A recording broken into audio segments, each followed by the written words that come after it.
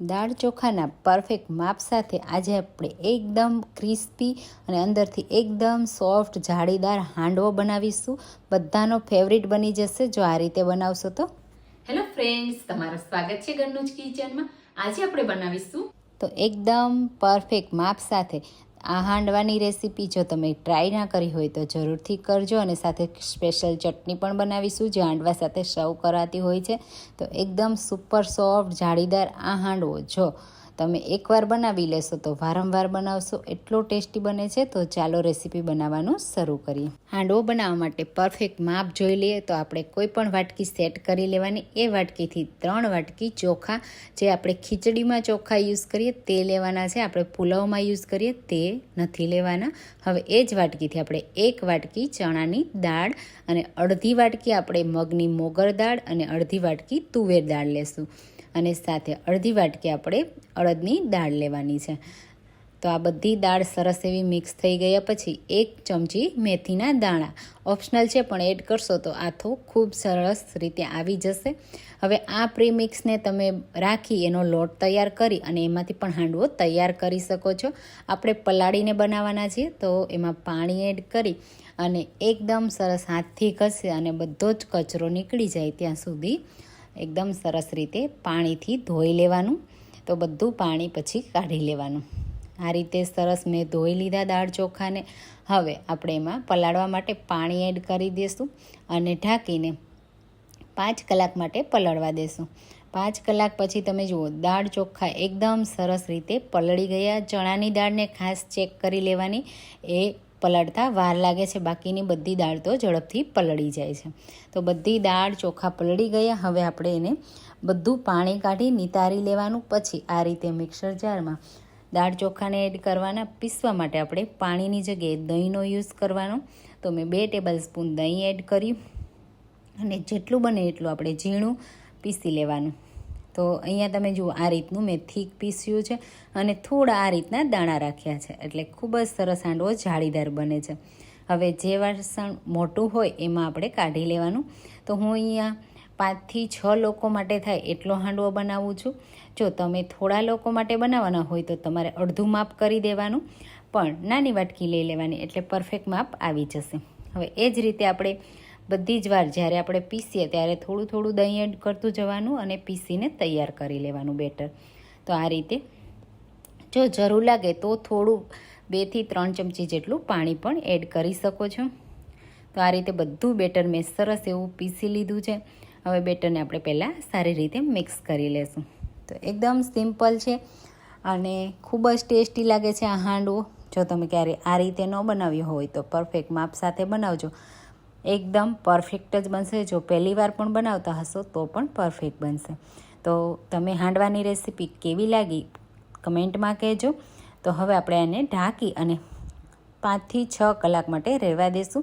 તો મેં અહીંયા 6 કલાક માટે બેટરને રહેવા દીધું. બેટરમાં ખૂબ જ સરસ એવો આથો આવી ગયો. તમે જુઓ કેટલી સરસ જાળી પડી ગઈ છે. તો બસ થોડું મિક્સ કરી લેશું, બહુ વધારે મિક્સ નહીં કરવાનું બેટરને. હવે આપણે એમાં મનગમતા શાકભાજી એડ કરીશું. તો મેં અહીંયા 1 મોટી વાટકી દૂધીને ખમણીને લીધી છે. દૂધી જ્યારે તમે હાંડવામાં એડ કરો ત્યારે જ ખમણીને લેવાની. સાથે 1 મોટી વાટકી ગાજર ખમણીને લીધું છે. ફ્રેશ લીલા ધાણા એડ કરીશું. તીખાસ માટે 2 ટેબલ સ્પૂન આદુ મરચાંની પેસ્ટ એડ કરીશું.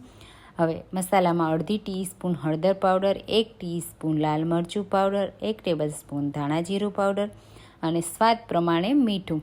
તો હું અહીંયા 1.5 ચમચી જેટલું એડ કરું છું કારણ કે બેટર થોડું વધારે છે. હવે 1 ટેબલ સ્પૂન ખાંડ એડ કરીશું. બધી વસ્તુને એક સરખું મિક્સ કરી લેશું. તો તમે ક્યારે આ રીતે હાંડવો બનાવ્યો કે નહીં મને કમેન્ટમાં જરૂરથી કહેજો. અને મારી રેસીપી તમે કઈ સિટીમાંથી જુઓ છો એ કહેવાનું મને ભૂલતા નહીં, જેથી હું તમને થેન્ક યુ કહી શકું. તો અહીંયા આપણે બેટરને સારી રીતે મિક્સ કરી લેવાનું છે. તો બેટર મેં સરસ રીતે મિક્સ કરી લીધું. હવે આમાંથી હું તમને હાંડવો કેવી રીતે બનાવો તે બતાવી દઈશ. તો અત્યારે બધું મિક્સ થઈ ગયું. હવે મારે અહીંયા 2 હાંડવા બનાવવા છે, તો હું 2 હાંડવાનું બેટર અલગ કાઢી લઈશ. તો હાંડવાના બેટરમાં બરાબર પ્રોપર આથો ન આવ્યો હોય તો પણ એકદમ જાળીદાર અંદરથી પોચો રૂ જેવો હાંડવો બનાવવા માટે આ રીતે જેટલો તમારે હાંડવો એકસાથે બનાવવો હોય એટલું બેટર લઈ લેવાનું અને એમાં 1 પિંચ જેટલો સોડા એડ કરી દેવાનો. ખાવાનો સોડા આપણે બધામાં યુઝ કરીએ તે જ લેવાનો છે અને 1 ચમચી લીંબુનો રસ એડ કરી દેવાનો. એટલે જો પરફેક્ટ આથો નહીં આવ્યો હોય ને તો પણ તમારો હાંડવો એકદમ પરફેક્ટ બનશે. મિક્સ કરી લીધું. હવે હાંડવો બનાવવા માટે આપણે કોઈ પણ કુકરની જરૂર નથી. આ રીતની કોઈ પણ ઊંડી કડાઈ હોય એવી કડાઈ લઈ લેવાની.